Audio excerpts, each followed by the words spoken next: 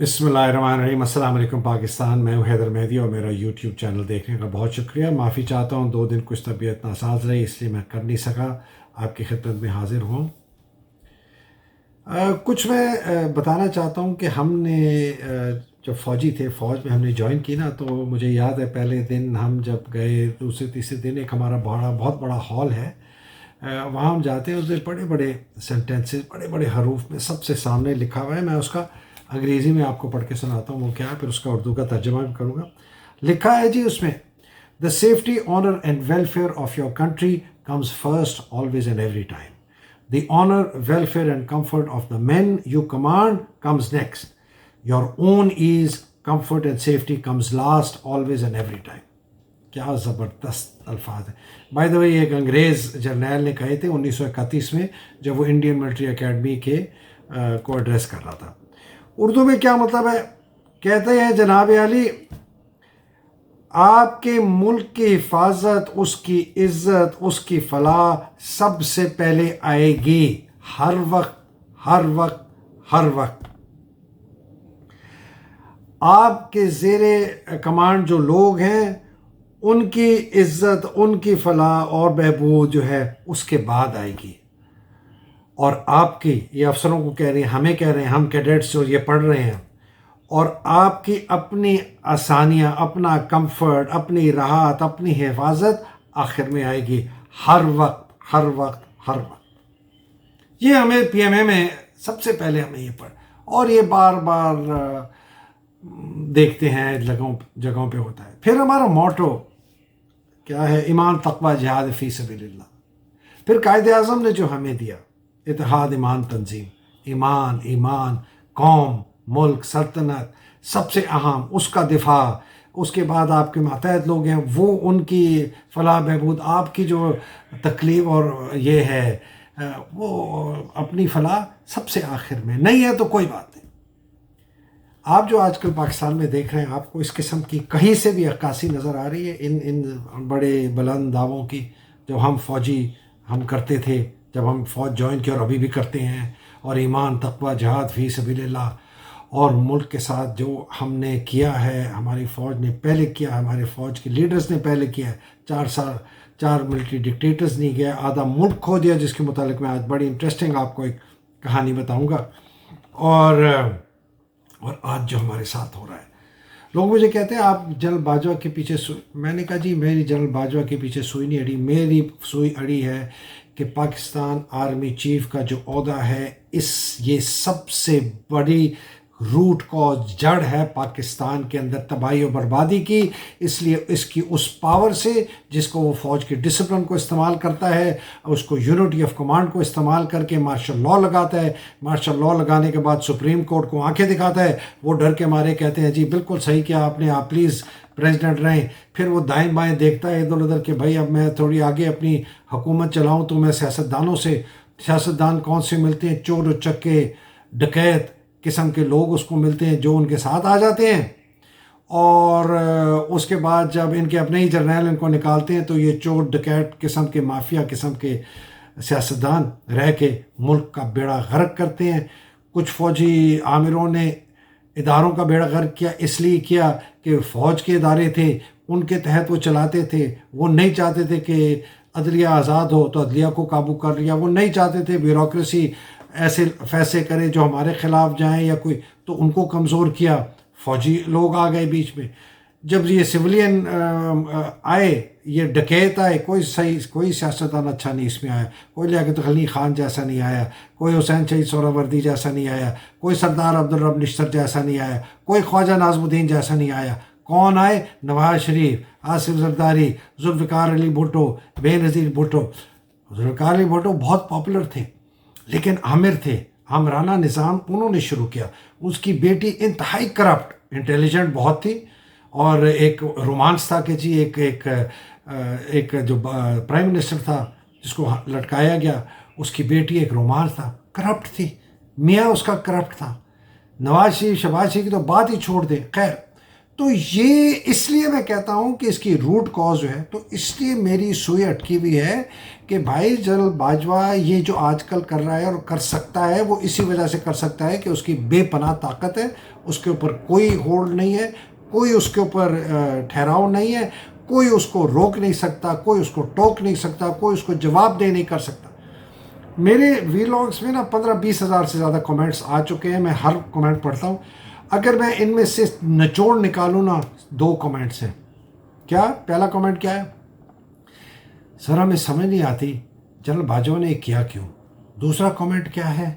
سر اس فوج میں کوئی ایسے نہیں ہے جو ہمیں بچا سکے گا۔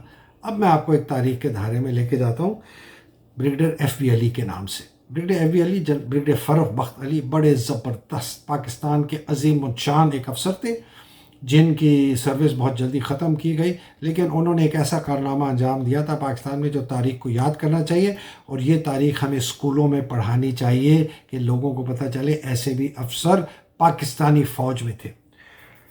انہوں نے ایک کتاب لکھی ہے، اس کا نام ہے اے پرزنرز جرنی، قیدی کا سفر۔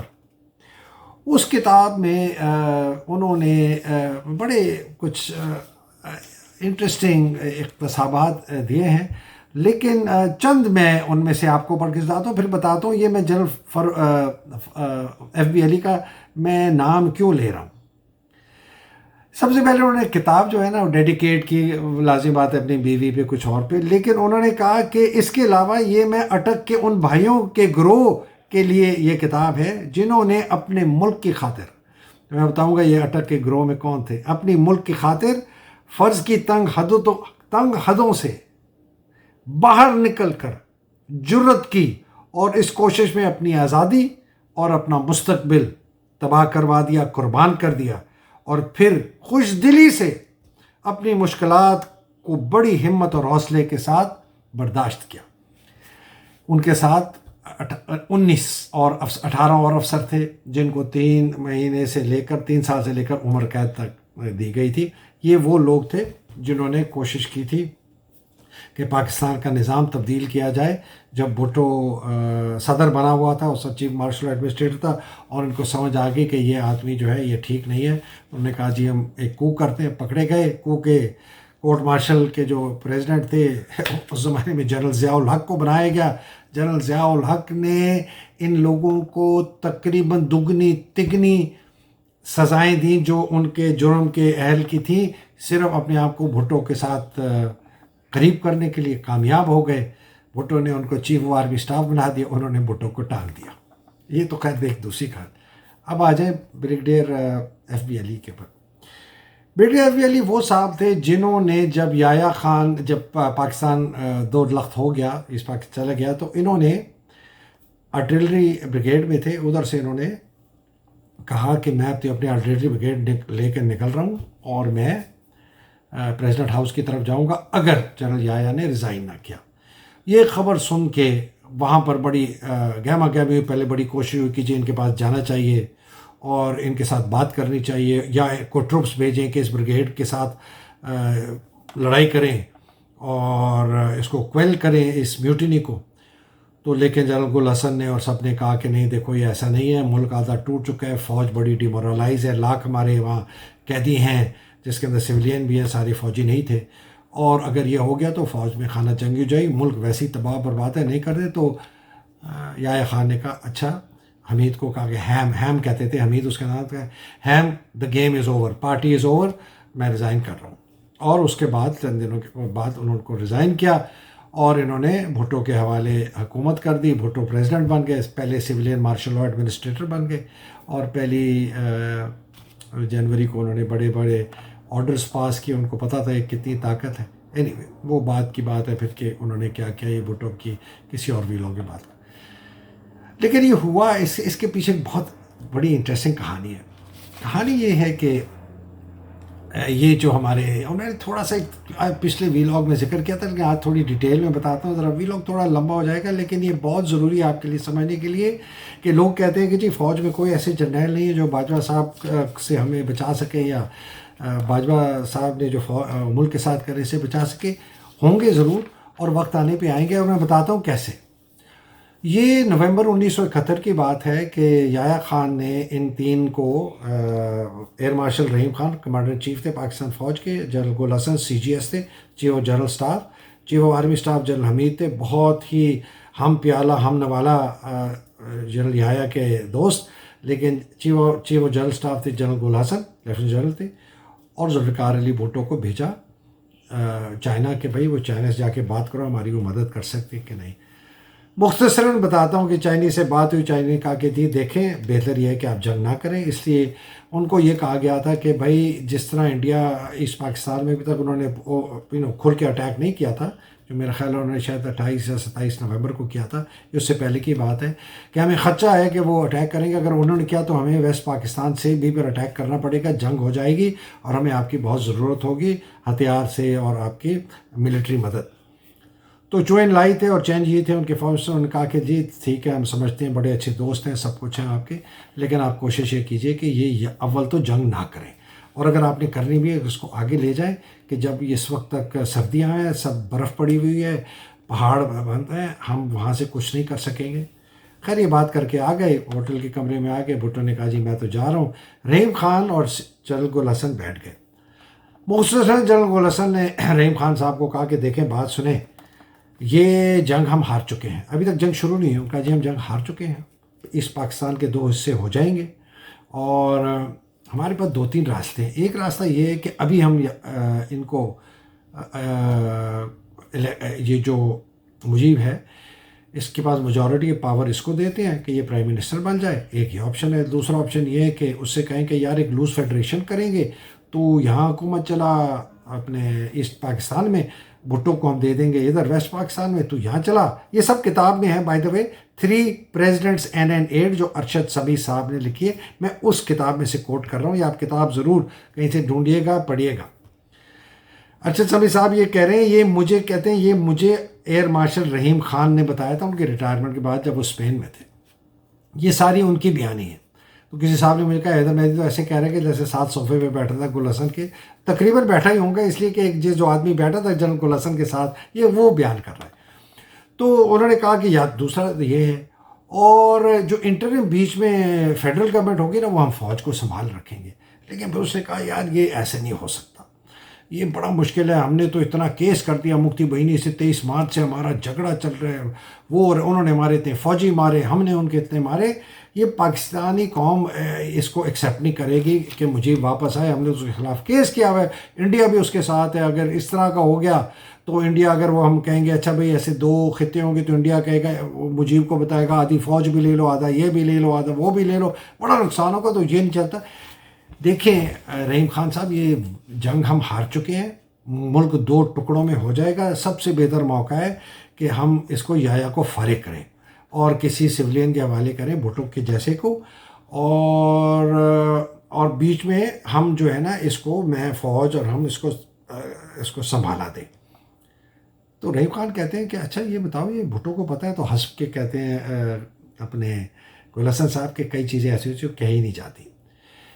اب رحیم خان کہتے ہیں میں بڑا پریشان، کہ تو بالکل جھوٹ ہے کہ ہم جا کے یحییٰ کو بتائیں کہ جی، اس لیے کہ فیصلہ یہ ہوا کہ ہم یحییٰ کو جا کے بتائیں گے کہ چائنیز نے فل سپورٹ کا کہا ہے اور یہ جنگ کر دو۔ مطلب آپ سوچیں جرنیل پہلے بائی دا وے جنگ شروع ہونے سے پہلے کہہ رہا ہے کہ ہم اس کو کہیں گے کہ چائنیز ہماری ہیلپ نہیں کریں گے، جنگ شروع کر دو، اور انٹرسٹنگلی اس کو یہ بھی پتہ ہے کہ جنگ ہم ہار جائیں گے اور ملک 2 ٹکڑے میں ہو جائے گا۔ بائی دا وے ویسے میں ایک بات ضرور آپ کو بتاؤں کہ جنرل گل حسن بڑے برائٹ، بڑے پروفیشنل، بریلینٹ سولجر تھے، بالکل ان کرپٹیبل۔ جب ان کا انتقال ہوا ہے سنا ہے کہ وہ ایک کمرے میں رہتے تھے پنڈی کلب کے، اور 2 بکسوں میں ان کا ٹوٹل سامان تھا، اور ایئر مارشل رحیم خان کے بھی متعلق بھی یہی سنا کہ بڑے رحیم خان آ گئے ان کی باتوں میں، واپس گئے، ان کو بتایا، یحییٰ صاحب کو کہا کہ بھائی یہ ہے، وہ تو بڑی سپورٹ کر رہے ہیں، وہ کہہ رہے ہیں ہم آپ کے پیچھے ہیں گے، جنگ کر دو۔ بھٹو نے بھی یہی ان کو کہا۔ اچھا ان کو خوف تھا کہ یہ چائنی ہمارا امبیسڈر نہ بتا دے، وہ امبیسڈر کو لے کے ہی نہیں گئے۔ ان کی بات چیت جب چائنیز کے ساتھ ہو رہی تھی، چائنیز کو کہا کہ تم نے اپنے امبیسڈر کو نہیں بتانا، یہ ٹاپ سیکرٹ ہے، کہ وہ گئے امبیسڈر جا کے یحییٰ کو نہ بتا دیں۔ تو بات اب اگر آپ سمجھ رہے ہیں کہ میں کیا کہہ رہا ہوں، جب پانی سر کے اوپر سے گزرتا ہے نا تو ہر جرنیل اپنی جان بچاتا ہے. جنرل گل حسن کو یہ تھا کہ بھٹو جو ہے ان کو کمانڈر ان چیف بنائے گا، جو انہوں نے بنایا، اور رحیم خان کو کمانڈر ان چیف رہنے دے گا آرمی کا، اور یہ اگلے 2 3 4 سال تک رہیں گے. بلکہ گل حسن نے رحیم خان صاحب کہتے ہیں آپ نے تو بڑی دیر میں شادی کی، چھوٹے چھوٹے بچے ہیں، آپ کے پاس تو کوئی پیسہ بھی نہیں ہے، نہ آپ نے کرپشن کی نہ میں نے کرپشن کی، ہمیں 3 4 سال نوکری اور مل جائے گی. بھٹو ان سے بہت ہی زیادہ ہوشیار تھا، اس نے 3 4 مہینے میں دونوں کو فارغ کر دیا. تو یہ ہے کہانی جی جرنیلوں کی اور جرنیلوں کو نکالے جانے کا. بریگیڈیئر ایف بی علی یہ وہ واحد افسر ہے جس میں اتنی جرت ہوئی جب ان کو شروع میں خبر آئی نا کہ یار یہ یایا تو جانے کا ملک 2 لخت ہو گیا، یہ یایا تو جانے کا نام نہیں لے رہا. اس نے کہا کہ میں یہ کرتا ہوں، اپنی جان کے لالے بھائی. میوٹنی کی آپ نے فوج کے خلاف. ان کے جنرل جو بچو کریم تھے ان کو انہوں نے پکڑ کے کہا کہ آپ یہاں بیٹھ رہے ہیں. ایک اور جنرل بشیر تھے، ان کو کہا جی آپ ادھر بیٹھیں، کمانڈ میں نے سنبھال لی ہے. اور ڈیو کی، اور وہ div commander acting div commander بن گئے. ان کے ساتھ بڑے دلیر افسر بھی تھے، ایک بریگیڈیئر اقبال مہدی شاہ جنہوں نے ایک اپنی انفینٹری کی کمپنی بھیجی ان کا دفاع کرنے کے لیے. سگنل کے بھی تھے، بہت افسر تھے. اقبال مہدی شاہ سے میرے ساتھ سے میرا کوئی رشتہ نہیں ہے، رشتہ دار نہیں ہے، میں بہت اچھی طرح جانتا ہوں ویسے ان کو. ان کا بیٹا میرا بہت اچھا دوست ہے ارتضیٰ. اینی وے یہ ہے ہماری ہسٹری بھی ہمیں یہی بتاتی ہے کہ اس طرح کے جب حالات ہوتے ہیں تو اندر سے اپنے جلے. میں آپ کو آج یہ بتا دوں کہ اگر تو 2 طریقے ہیں، یا تو جنرل باجوہ کے اپنے جرنیل کو نکالیں گے. اور ان کے جرنیل کیوں نکالیں گے میں کہہ رہا ہوں اس لیے نکالیں گے کہ جس دن ان کو سمجھ آ گئی کہ اس بندے کے ساتھ رہتے ہوئے ہمارا نقصان ہے، اس کو اسی دن ڈمپ کر دیں گے، چاہے وہ اس کا 50 60 سال کا دوست کیوں نہ ہو، کورس میٹ کیوں نہ ہو، ماتحت کیوں نہ ہو. آخر جنرل کیانی نے بھی جنرل مشرف کو نکالا. جنرل کیانی کے آنے کے بعد جنرل باجوہ ان کے بڑے زبردست دوست جنرل باجوہ بنے ہی جرنیل، اور لیفٹنٹ جنرل کیانی کی وجہ سے انہوں نے ایک انگلی نہیں اٹھائی جنرل کیانی کا نام صاف کرنے کے لیے جب وہ پاور میں ہے. یہ جب پاور آتی ہے یہ کسی کو آرمی چیف کی پاور بہت. تو جناب یہ میں آپ کو بتائیں، اب میں بات کیا کر رہا ہوں، بات یہ کر رہا ہوں کہ جتنی مرضی کوشش کر لیں جنرل باجوہ اپنے سمدھی کو لگا لیں سیکرٹری ڈیفینس، اپنے جو اوپر ان کا APS تھا اس کو DGMI لگا دیں، اپنے یونٹ کے افسر کو سولہ بلوچی کو، کیپٹن عثمان کو CDA کا چیئرمین اور چیف کمشنر بنا دیں. اپنی یونٹ کا کورس میٹ جو ہے اعظم سلیمان، اس کو بڑی کوشش کی تھی چیف سیکرٹری، اس نے جا کے چلے میں اس کو اب چھوڑتا ہوں، وہ اور پھر کہیں اور بات چلی جائے گی. جتنی مرضی اس وقت 16 ایجنسیاں کام کر رہی ہیں جنرل باجوہ کے لیے، جس میں سے 8 ایجنسیاں فوج میں ہیں اور 10 سویلین میں ہیں، جن کا صرف کام ہے کہ لوگوں کو ٹریک کریں، ٹریس کریں، کس نے کیا کہا، کون کہاں جا رہا ہے، موٹر وے سے کدھر ہے، بینک اکاؤنٹ کیا استعمال کیا، فلانا کیا، نادرا، سب ان کے احکامات مان رہے ہیں ڈائریکٹلی. ان کے فادر ان لا اعجاز امجد صاحب ڈائریکٹلی آرڈرز دیتے ہیں فوجیوں کو. وہ فوجی فاؤنڈیشن کے اندر بھی ڈائریکٹلی آرڈر دیتے ہیں، جس کی میں بات اگلے ویلاگ میں کروں. تو اس کا کیا مطلب؟ اس کا مطلب یہ ہے کہ ہم سب ہاتھ میں مہندی لگا کر بیٹھ کے اس ملک کو اس طرح کا جو نظام انہوں نے برپا کر دیا ہے اس کو دیکھتے رہیں. ایک تو یہ ہے کہ دیکھتے رہیں اور پستے رہیں، دوسرا یہ ہے کہ باہر نکلیں، اور تیسرا یہ ہے کہ فوج کے اندر سے کوئی بریگیڈیئر ایف بی علی نکلے، کوئی ان کے ساتھ جو ان کے ارد گرد جو 3 4 ہیں، جن میں بائی دا وے ایسی بات نہیں ہے کہ وہ کوئی کرپٹ ہے، لیکن اس میں پروفیشنل سولجرز ہیں. سائر شمشاد بھی پروفیشنل ہے، اظہر عباس بھی پروفیشنل ہے. آپ جتنا مرضی DGI کے متعلق باتیں کرتے رہیں کہ وہ انہوں نے بہت دہشت پھیلائی ہے، جو کہ انہوں نے پھیلائی ہے، ان کی ریپوٹیشن ایک اچھے پروفیشنل افسر کی تھی. بلکہ ایک صاحب نے مجھے کہا کہ یہ ان چند افسروں میں سے ہے جس سے جب بھی میں نے کبھی بات کی، اس نے کبھی نہ گھر کی بات کی، نہ پلاٹ کی بات کی، نہ پیسے کی. یہ ایک انٹرسٹنگ انسائٹ ہے ندیم انجم کی. تو یہ لوگ اگر ان کے اندر وہ جذبہ ابھی تک ہے جو کہ ہم نے PMA میں پہلے دن دوسرے دن پڑھا تھا کہ قوم، ملک، سلطنت سب سے پہلے، اس کی عزت، اس کی فلاح، اس کا دفاع سب سے پہلے، میرے ماتحت جو کمانڈ ہے اس کے بعد وہ دوسرے نمبر پر، میری اپنی بہتری، فلاحی اور کمفرٹ سب سے آخر میں. تو ہو سکتا ہے ان کے اندر کوئی ایسی غیرت کی چنگاری اس بے غیرتی کے سمندر میں کسی کے اندر یہ غیرت کی چنگاری اٹھے اور وہ کہے کہ جی اس ملک کا نظام وہی چلائیں گے جو اس ملک کے اصل حاکم ہیں، وہ ہیں اس ملک کے لوگ، اور وہ جس کو الیکٹ کریں گے وہ ادھر آئے گا۔ عمران خان جو ہے وہ عکاسی کرتا ہے ملک کی آواز۔ عمران خان کے متعلق آپ 100 باتیں کہتے ہیں، لوگ کہتے ہیں جی وہ ایسے تھا ویسے تھا۔ میں نے کہا بات سنو، جب ایک جہاز کے اندر ایک پائلٹ ہوتا ہے نا، اب تو پتہ بھی نہیں ہوتا وہ شرابی ہے نہیں ہے، وہ زنا کرتا ہے نہیں کرتا ہے، وہ کیا کرتا ہے، اس کی ذات کیا ہے، نماز پڑھتا ہے نہیں پڑھتا، ہندو ہے مسلمان ہے کرسچن ہے، نام سے پتہ چل جائے۔ لیکن جہاز کا پائلٹ آپ چپ کر کے بیٹھے، آپ کو صرف یہ یار یہ پائلٹ ٹھیک ہے، اس کو کام اپنا آتا ہے، یہ مجھے ایک جگہ سے اڑا کے دوسری جگہ لے جائے گا۔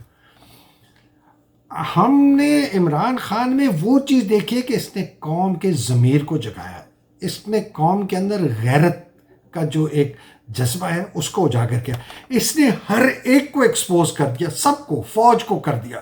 جو ہمارا ایک رومانس تھا کہ جی یہ ہماری جو ہے نا یہ فوج جو ہے یہ پاکستان کا دفاع کرتی ہے، یہ ہر جگہ فلڈ آتے ہیں جاتی ہے، ارتھ کوئک آتا ہے جاتی ہے۔ ہمیں یہ نہیں پتا تھا کہ اس کے فوج کے سپہ سالار نے کسی غیر ملکی کے ساتھ مل کر اس ملک پر ڈاکو لٹیروں کی حکومت لا کے مسلط کرے گا، جو ہماری ایسی کی تیسی کر دیں گے اور جو جانے کا نام نہیں لیتے۔ اور یہ صاحب جو ہیں سارے اپنے مورے لگاتے جا رہے ہیں، ان کو بھی جانے کا کوئی ارادہ نہیں ہے، لگتا تو نہیں۔ تو کیا ہم اسی کا انتظار کریں کہ بھائی اسی طرح وہ بھی ختم کر دیا، ان کو بھی ایکسپوز کر دیا، سب کو کر دیا، سیاستدانوں کو کر دیا، بیوروکریسی کر دیا، پولیس کو کر دیا، ہم میں سے ہم سب کو کر دیا، سارے چٹا پٹا صاف ہو گیا۔ صرف اسی کے لیے جو ہے نا عمران تاریخ میں یاد کیا جائے گا، آگے چلے۔ یہ بھی یاد رکھیں اگر عمران کل کو نہیں ہوتا، خدا نہ خواستہ، یا طبعی موت مر جاتا ہے کہ وہ ہو جاتا ہے، کیا آپ یہ چھوڑ دیں کہ آپ لوگ سب گھر میں چلے جائیں گے، چپ کر کے بیٹھ جائیں گے اور کہیں گے کہ جی جو ہمارے ساتھ کرنا کرو؟ اگر آپ نے وہ کیا تو بس پھر وہی ہوگا جو ہزاروں سال سے ہمارے ساتھ ہو رہا ہے۔ یہ یاد رکھیے گا میری بات۔ پاکستان کی سالمیت آپ کے ہاتھ میں ہے، اس قوم کے لوگوں کے ہاتھ میں ہے، اس قوم میں سمجھ بوجھ رکھنے والے فوجی جرنیلوں کے ہاتھ میں ہے کہ وہ خدا را اس کو قتل و غارت سے، خانہ جنگی سے بچائے۔ آج کے لیے اتنا ہی، معافی چاہتا ہوں ذرا لمبی ہو گئی، لیکن یہ آپ کے لیے بہت ضروری تھا کہ آپ ہسٹری سے دیکھیں کہ یہ ہوتا ہے۔ اپنے جرنیل نکالیں گے، ہمیں بریگیڈیئر ایف بی علی جیسے چاہیے جرنیل جو کہ اپنے آپ کو آگے کریں ملک کو بچانے کے لیے۔ یہ تاریخ ہے، میں کوئی میوٹنی کی بات نہیں کر رہا، میں تاریخ کا دائرہ بتا رہا ہوں کہ اگر تاریخ میں تبدیلی آتی ہے تو اسی طرح آتی ہے۔ اگر ایف بی علی نہیں آتا، ہو سکتا ہے یحییٰ خان اگلے 4 سال اور حکومت کرتا، 5 سال اور کرتا۔ اجازت دیجیے گا، اللہ سبحانہ تعالیٰ آپ سب کو اپنے حفظ و امان میں رکھے، پاکستان کو حفظ و امان میں رکھے۔ پاکستان زندہ باد، پاکستان پائیدہ باد۔